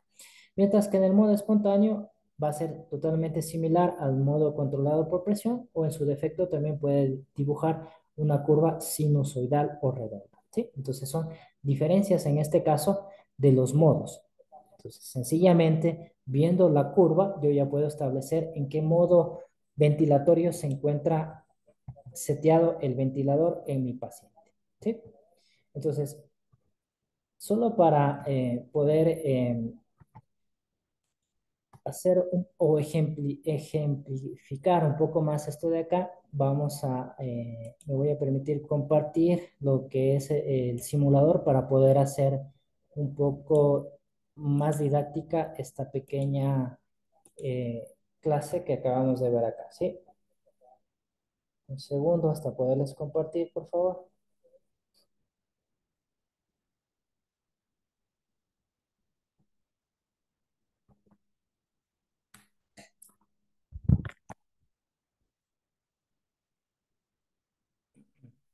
Vamos a ir escogiendo los modos ventilatorios y vamos a hacer referencia a todo lo que les acaba de manifestar ahora. ¿Me confirman si me escuchan ahí, por favor?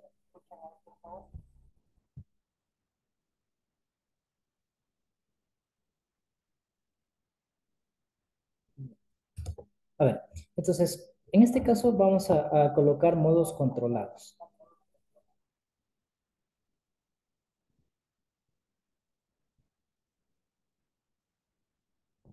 Listo. Voy a poner ahora un modo controlado por volumen, en este caso un modo sincronizado por volumen, o volumen control, como quieran mencionarlo, ¿sí?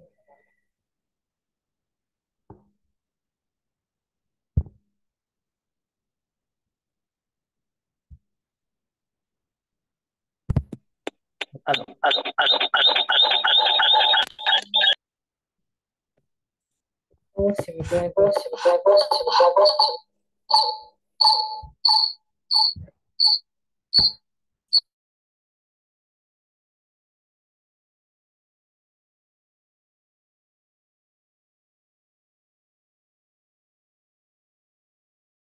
Perfecto. ¿Me escuchan ahí, no?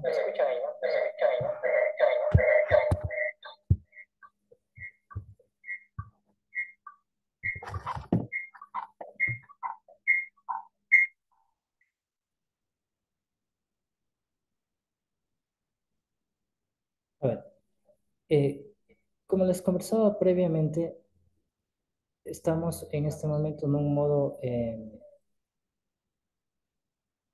controlado por volumen, ¿no? Entonces, acá en esta circunstancia, como les había manifestado, ¿no? En el modo,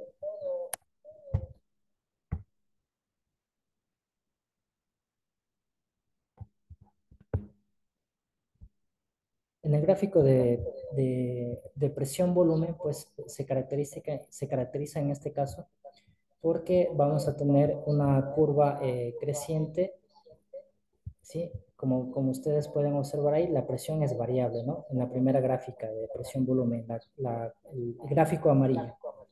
Entonces, esto hace referencia a que no tenemos una presión fija cuando seteamos el modo volumen control, la presión va a ser variable y por esa situación se grafica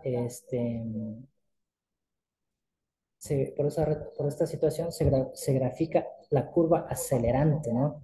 Entonces, esa es la primera curva que es la presión tiempo. La segunda curva es la curva de flujo tiempo. Nuevamente, en el modo ventilatorio controlado por volumen, el flujo es constante y por esa razón ustedes lo ven como una meseta constante. En este caso aproximadamente me da un flujo de 45 centímetros de agua. ¿Sí? Y finalmente la gráfica verde que ustedes ven en la parte baja es la curva de volumen-tiempo. De igual manera, podemos observar ahí que aproximadamente este paciente está metiendo 560 ml de volumen, que es lo que justamente lo seteamos en el ventilador.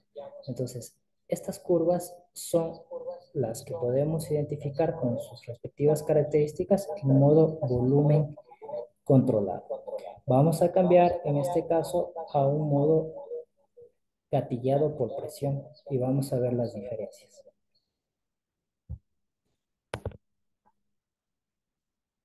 Nuevamente, la primera curva es una curva de presión-tiempo.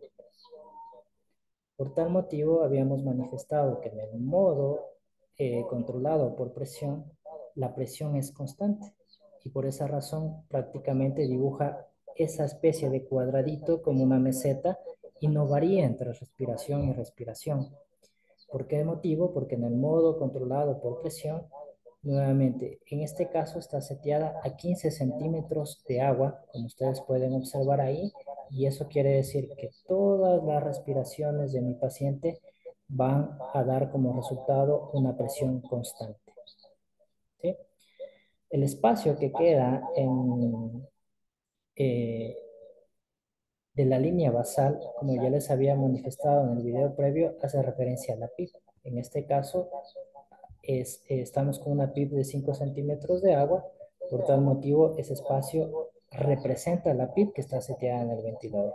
Vamos a hacer lo mismo que hicimos en el video, subimos la PIP a 10 y ustedes van a notar justamente que creció ese espacio, es decir, que ahora estamos con una PIP de 10 y automáticamente, si ustedes se pudieran dar cuenta, también la pico aumentó, ¿sí?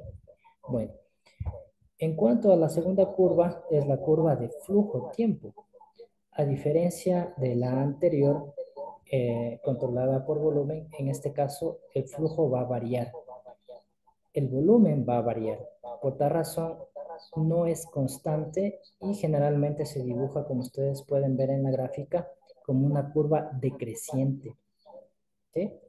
Y finalmente, la curva de volumen-tiempo, que es la curva que pueden observar en la parte baja, pues hace referencia o tiene una forma sinusoidal o media redondeada, como ustedes pueden observar, a diferencia de la curva en el modo volumen controlado, que justamente tenía líneas totalmente constantes. ¿Sí? Entonces, esto hace referencia en este caso a lo que podemos charlar con el tema de las curvas.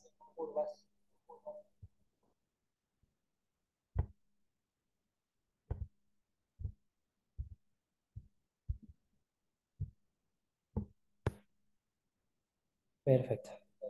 Vamos a cambiar nuevamente.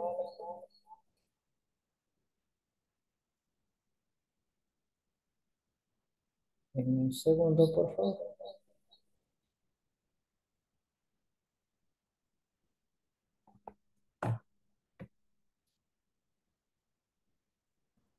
Perfecto.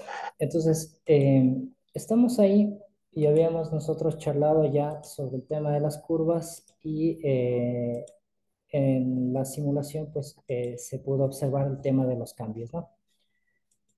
Seguimos con la charla. En este caso,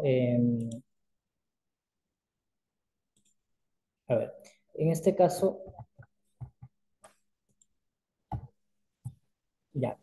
En este caso vamos a colocar un ejemplo, ¿no? Tenemos acá una curva, flujo-tiempo. Según las características de esta curva, ¿en qué modo ventilatorio estaríamos? De esta de acá.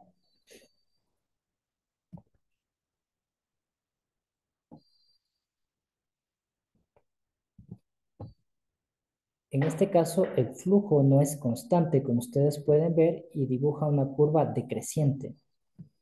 Por tal razón, si no es el flujo constante, estamos hablando de un modo ventilatorio gatillado por presión. ¿Sí? Vamos con el siguiente ejemplo. Igual es una curva flujo-tiempo, pero sin embargo el flujo es constante, ¿no? Como pueden observar, a diferencia de la gráfica previa. Por tal motivo, este gráfico es de un modo ventilatorio gatillado por volumen. ¿Sí? Entonces son diferencias de lo que habíamos expresado previamente. Acá una circunstancia en cuanto a la misma curva flujo-tiempo. Pueden existir circunstancias en las cuales las deflexiones no llegan completamente a cero, como ustedes pueden observar en este caso. La deflexión positiva, como les había manifestado en un inicio, hacen referencia a la inspiración. Sin embargo, la inspiración no llega totalmente a cero y desde acá ya comienza la expiración, es decir, que la expiración se adelantó. Esto generalmente puede darse por una sola razón. Nosotros somos quienes seteamos el ventilador y en muchas de las ocasiones puede pasarnos por alto y podemos setear el tiempo inspiratorio muy corto. Por tal razón, no existe un tiempo suficiente o adecuado para que finalice la inspiración y en esta circunstancia la expiración comienza antes de tiempo. Entonces, ¿qué es lo que se debería hacer en este tipo de circunstancias? Alargar el tiempo inspiratorio. ¿Sí? Entonces, este es un ejemplo en esas circunstancias. Vamos con el otro ejemplo. Ya habíamos visto el día lunes que existe atrapamiento aéreo. Cuando existe atrapamiento aéreo, también denominado autopip, prácticamente la expiración no termina, no llega a la línea de base y en este caso se adelanta la próxima inspiración. ¿Qué hace referencia a eso? Que tenemos un tiempo inspiratorio demasiado corto. Entonces, en los ventiladores no tenemos la posibilidad de alargar el tiempo expiratorio, como si lo hacemos con el tiempo inspiratorio. En tal razón acá, ¿qué es lo que tenemos que hacer? Alargar el tiempo expiratorio efectivamente, pero ¿con qué? Jugando con la frecuencia respiratoria. ¿Qué es lo que tengo que hacer yo acá? Es disminuir la frecuencia respiratoria y con eso lo que voy a realizar es alargar este tiempo expiratorio justamente para que vaya fluyendo o vaya eliminándose esta PIP o esta autopip, que es en este caso, que no permite que la expiración llegue a cero. ¿Sí? Entonces son dos circunstancias que podemos observar en la curva flujo-tiempo. Un tiempo inspiratorio corto que no permite que la inspiración llegue a la línea cero y un tiempo expiratorio de igual manera corto que no permite que la expiración también llegue a la línea de base. Ahora, no solo eso podemos observar en la curva de flujo-tiempo, también podemos observar en las otras curvas. Esta es una curva volumen-tiempo, como ustedes pueden observar, ¿Y qué es lo que existe de mal la característica, mejor dicho, que no cumple con las características de esta curva? Sencillo, ustedes pueden observar que la inspiración inicia en la línea de base, pero sin embargo la expiración no inicia en la línea de base y queda este espacio. ¿Sí? Nuevamente se suscita la inspiración que inicia en la línea de base, pero queda este espacio. ¿Qué significa esto? ¿O qué nos está diciendo esto? Que también existe un atrapamiento aéreo, es decir, que también podemos ver una autopip en la curva de volumen-tiempo. ¿Sí? ¿Por qué? Porque la expiración no llega a la línea de base y esto genera atrapamiento aéreo. Ahora, las curvas también nos van a poder definir si existen asincronía de nuestro paciente, como vimos, como estábamos charlando previamente. La sincronía más frecuente es el adelantamiento del disparo o el esfuerzo que hace el paciente para generar una inspiración. Entonces, generalmente, ¿cómo se ve esto? Como una deflexión negativa antes de que se produzca la inspiración. Entonces, esta de acá es una sincronía de disparo, ¿sí? Que generalmente, si ustedes observan en la gráfica de acá abajo, se produce una deflexión negativa como les había manifestado previamente y luego sí se produce la inspiración. ¿Cuándo sucede esto? ¿Cuándo es muy frecuente? Por ejemplo, cuando estamos despertando a nuestro paciente y en este caso el paciente ya genera un esfuerzo inspiratorio y esto se ve reflejado como una deflexión negativa.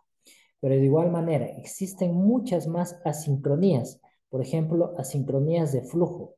Como ustedes pueden observar en esta gráfica, un flujo excesivo, ¿sí? Es decir, superó al flujo seteado por el ventilador o un flujo insuficiente, como también pueden observar acá, ¿sí? Es decir, que no cumple la expectativa de flujo seteado por el ventilador. Son asincronías de flujo. Y también pueden existir asincronías de ciclado. El ciclado quiere decir el cambio de la inspiración a la expiración. En este caso puede haber un ciclado retrasado, como pueden observar acá, es decir, que se va a prolongar un poco más el cambio de inspiración a aspiración, o un ciclo prematuro, como pueden observar acá, en donde se adelanta el tiempo expiratorio, en donde no debería de ser frecuente. De igual manera, acá tenemos una asincronía de gatilleo o de disparo, es decir, como mencionábamos anteriormente. ¿Qué quiere decir? Que se suscita una inspiración, como pueden observar acá, no hay tiempo suficiente para la expiración y otra vez se suscita otra inspiración a tiempo seguido. Entonces, todo esto de las asincronías, bueno, es un capítulo muy extenso, pero generalmente estas asincronías son las más frecuentes. La asincronía de disparo, como lo veíamos acá, las asincronías de flujo, las asincronías de ciclado, ¿sí? Esto generalmente se suscita cuando ya tenemos a nuestro paciente en plan de progresión ventilatoria, se suscita estas asincronías. Acá tenemos nuevamente una curva flujo-tiempo y la he colocado acá con una sencilla razón. Obviamente esto se debería complementar con las mediciones de las presiones. Si hablamos de un proceso obstructivo, como habíamos manifestado previamente, ¿qué es lo que va a suceder? Va a suceder un aumento de las presiones de la vía aérea. Pero también podemos darnos cuenta, al ser muy meticulosos, con la variación de las curvas. Esta es una curva normal flujo-tiempo, ¿sí? Generalmente la curva genera una ligera curva, ¿sí? Cuando existen procesos obstructivos, en la curva de expiración no va a generar esta pequeña curva sinusoidal, sino que va a generar una línea totalmente recta, en este sentido. Cuando pierde su condición normal de ser una línea curvilínea, estamos frente a una probable obstrucción, simplemente con la observación en este caso de que se dispare en una línea recta a nivel de la aspiración. Y de igual manera, podemos verificar si se trata de una respiración activa o pasiva. La respiración activa es cuando el paciente ya está despierto y él genera su propio, como les dije, esfuerzo inspiratorio y eso te va a dar como consecuencia una respiración activa. En cambio, la respiración pasiva, perdón, es cuando el paciente está totalmente dormido y se suscita esto que es la normalidad, que habíamos conversado nuevamente, la línea de expiración semicircular, si queremos denominarlo así, pero cuando el paciente ya está activo y genera su propio esfuerzo, tanto inspiratorio como expiratorio, va a generar una línea rectilínea. Entonces, a la simple observación de estas dos circunstancias, yo puedo tener dos probables panoramas.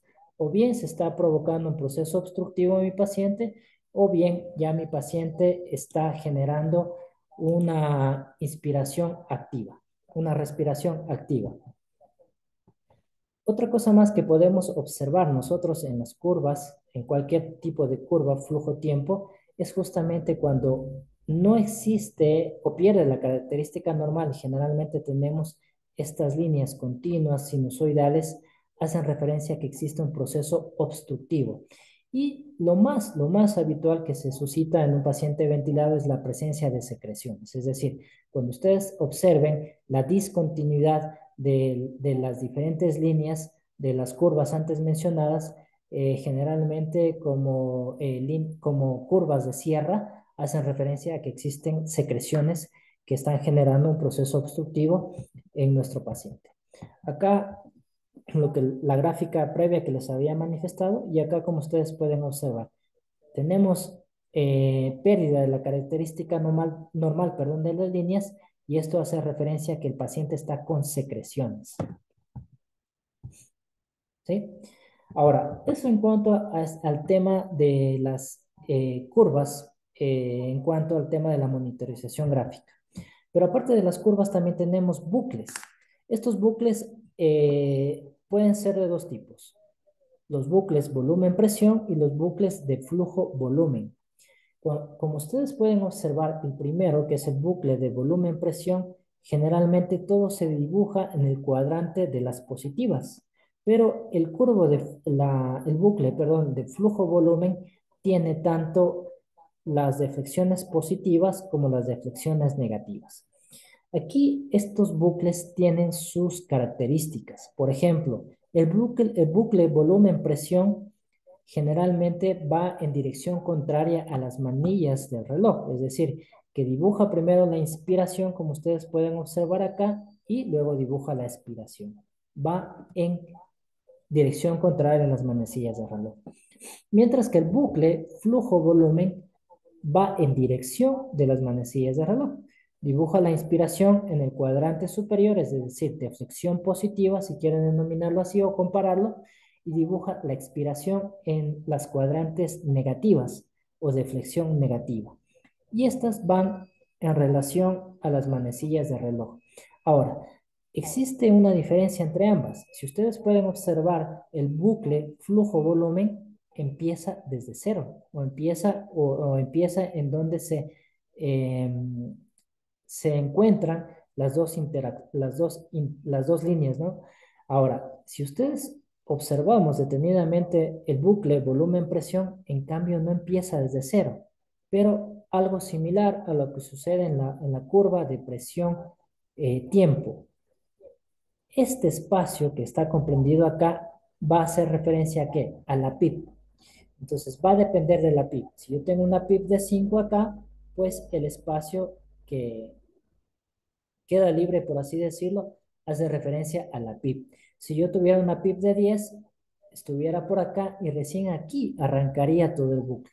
Entonces este espacio queda o hace referencia a la PIB. No es que esté mal el bucle, sino que ese espacio está representado por la PIB. Ahora, en cuanto al tema del bucle, volumen, presión, como les había manifestado previamente, pues va en dirección contraria a las manecillas de reloj.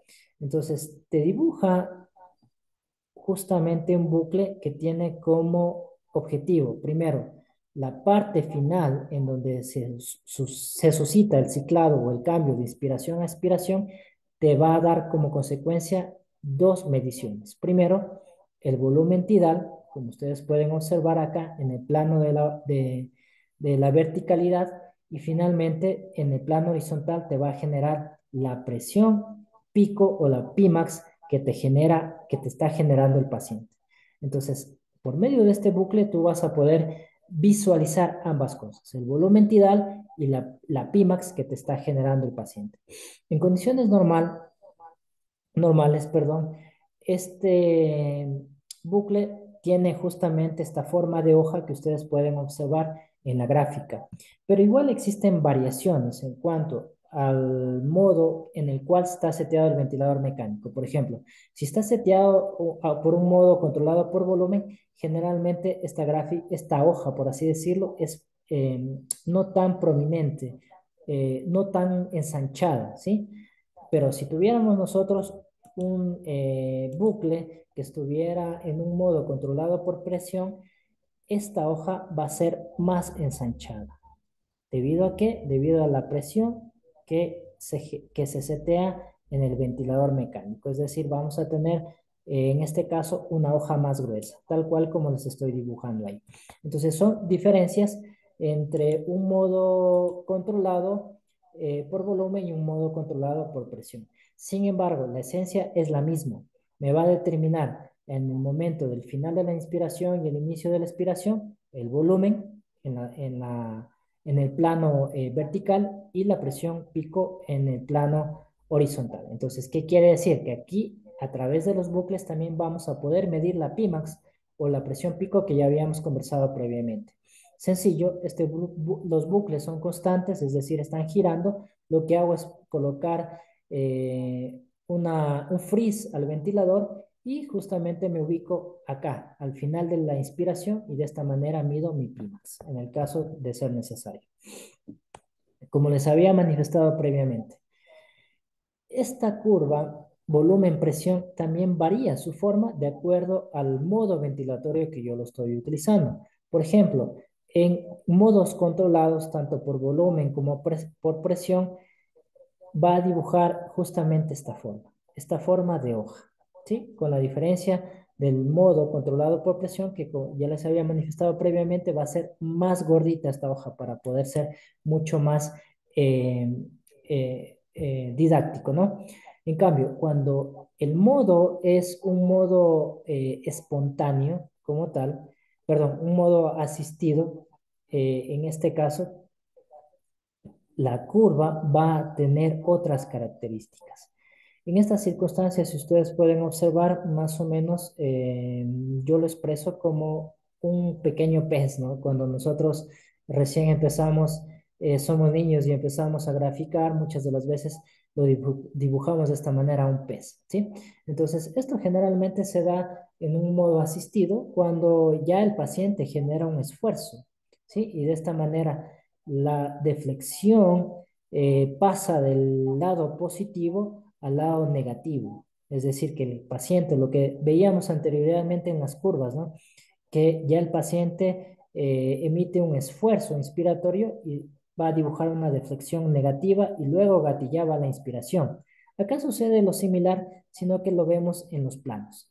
Planos de positivas, planos de negativas. Entonces, esto generalmente se puede suscitar en un modo presión soporte, por ejemplo, en donde el paciente ya está despierto y es un modo en el cual vamos a poner a trabajar al paciente con la finalidad de ya desvincularlo de la ventilación mecánica. Entonces, él ya genera su propio esfuerzo y eso se ve dibujado de esta manera. Y cuando tenemos un modo espontáneo, en este caso, el esfuerzo inspiratorio del paciente igual genera una presión negativa, eh, dibujándolo de la siguiente manera.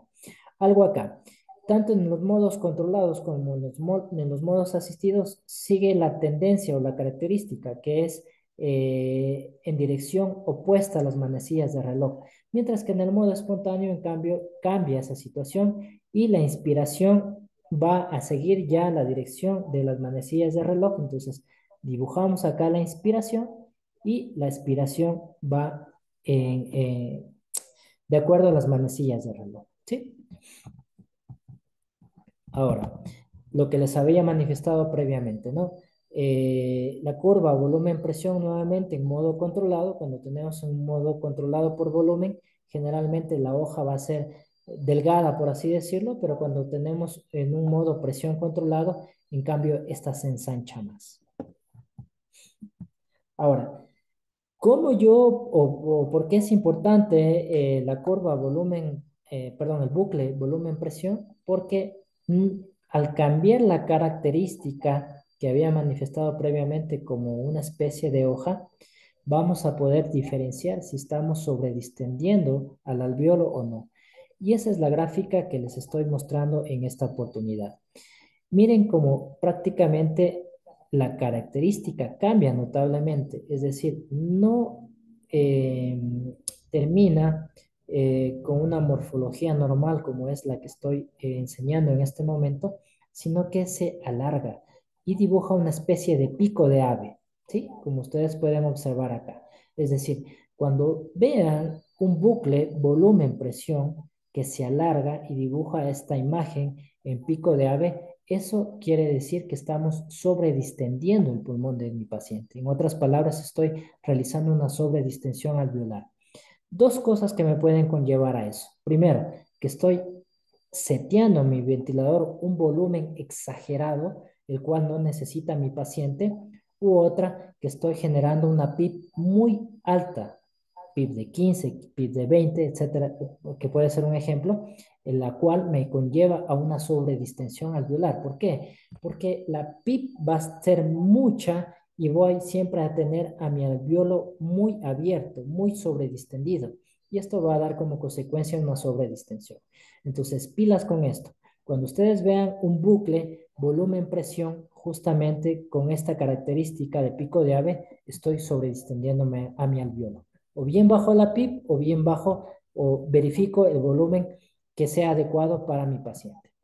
Otra cosa, ¿para qué me sirve más el tema del bucle volumen-presión? Sencillo. Nuevamente, si ustedes observan, casi generalmente el bucle tiene que caer en la intersección de tanto el volumen, la línea de volumen, como la línea de presión. Entonces, generalmente dibuja un gráfico que va a estar dirigido hacia la parte media de ambas constantes, ¿no? O ambas variables. ¿Qué sucede? Mientras menor sea la distensibilidad, o en otras palabras, mientras menor sea la compliance del pulmón del paciente, esta curva va dirigiéndose hacia abajo, como ustedes pueden observar. O en otras palabras, este bucle de lo que está generalmente hacia la línea media se va acostando poco a poco, como pueden observar en la gráfica. ¿Y eso qué me va a decir? Mientras más acostado está el bucle, menor distensibilidad o menor compliance tiene mi paciente. Ya vimos en la clase del día lunes qué patologías van a cursar con menor compliance. Generalmente patologías que están envueltas con que el parénquima pulmonar está eh, ocupado, sea por condensaciones, sea por situaciones de un derrame pleural, etcétera, etcétera, es decir, un patrón restrictivo. Esto es muy frecuente de que este bucle se acueste en el síndrome de estrés respiratorio, en donde la compliance, como ustedes ya conocen, va a estar menor a 50, ¿sí? Entonces, sencillamente, observando este bucle, yo voy a poder identificar o sospechar que la compliance va a estar alterada, ¿sí? Acá nuevamente, también estos bucles me van a servir a mí para poder identificar si existen fugas. El bucle debe de iniciar y debe de finalizar en las líneas de base, como ustedes ya lo pudieron observar. Cuando existe este desfase, como ustedes pueden observar en las flechas rojas, quiere decir que existe una fuga. O bien el paciente se desconectó, o bien alguna interfaz en cuanto al tema de las tubuladuras, tubos, está desconectado y eso hace referencia a una fuga. Entonces, ¿qué es lo que tenemos que hacer cuando observemos estas gráficas? Verificar, observar el tubo, verificar las tubuladuras, etcétera, etcétera, hasta identificar la fuga y rectificarla. ¿Sí? Además, la curva flujo-volumen, que era la que estábamos observando acá, esta curva flujo-volumen es muy utilizada principalmente por los neumólogos. ¿Por qué? Porque va a poder identificar justamente si existen cambios tanto en el flujo como en el volumen. y habíamos manifestado previamente que existen patologías obstructivas, asma, EPOC, en donde generalmente necesitamos de mayor flujo para atravesar la resistencia de la vía aérea que está siendo afectada o disminuida debido a estos procesos obstructivos.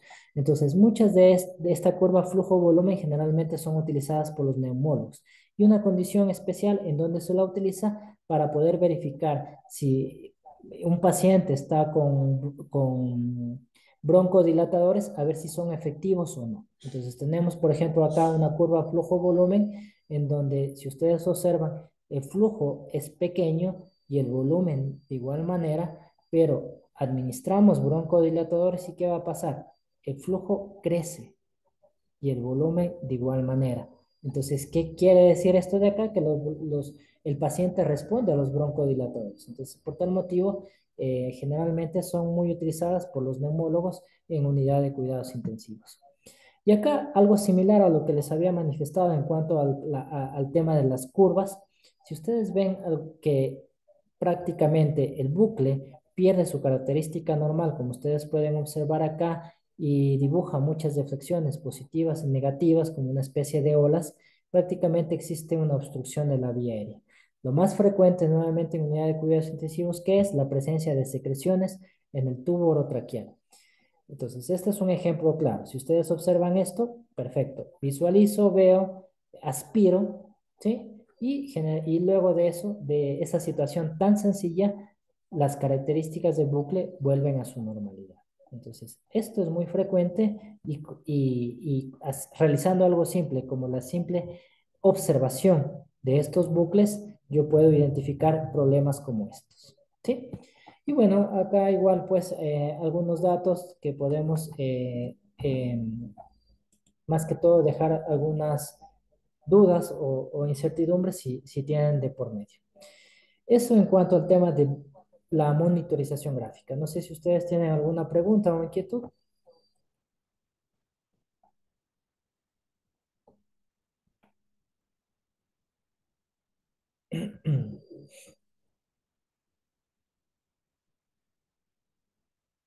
Bueno, si no hay ninguna pregunta o inquietud, pues para cerrar las clases del día de hoy, pues la monitorización gráfica, como les había manifestado, pues es una ayuda para poder,